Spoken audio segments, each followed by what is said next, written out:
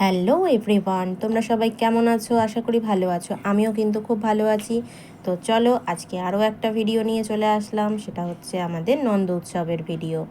তো এখন আমি ঠাকুরকে চান করাবো, তার আগেই আমি ঠাকুরের খাবার রেডি করে নিচ্ছি। আর বানিয়ে নিলাম আমি তালের বড়া, লুচি, সুজি, পায়েস, আরও অনেক কিছু বানিয়েছিলাম। সেগুলো আর তোমাদের সঙ্গে শেয়ার করা হয়নি।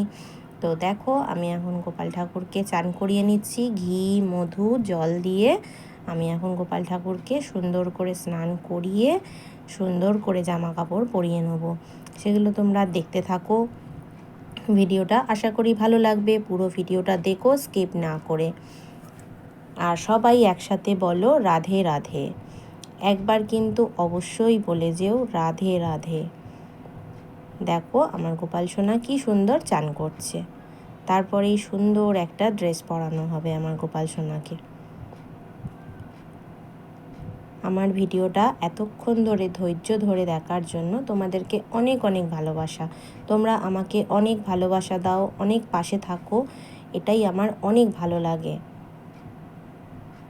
দেখো কি সুন্দর করে গাটা মুছে দিল। আর এই চান করানোটা কিন্তু আমার ছেলে করেছে, আমি কিন্তু একদম সময় পাইনি, কারণ আমি ঠাকুরের খাবার বানাতেই খুব ব্যস্ত ছিলাম।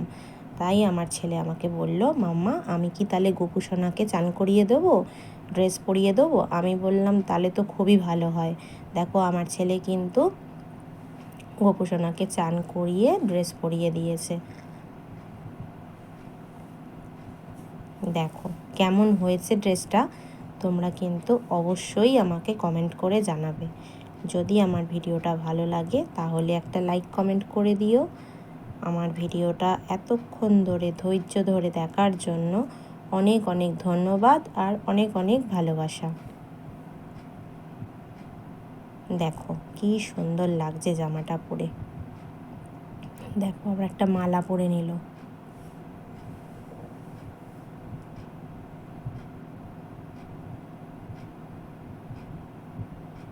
দেখো চুল পরে নিল।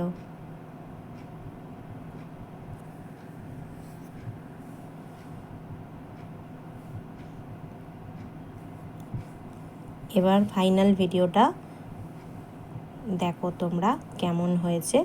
অবশ্যই কিন্তু কমেন্ট করে আমাকে জানাবে কেমন হয়েছে। আজকের মতন ভিডিওটা এইটুকুই।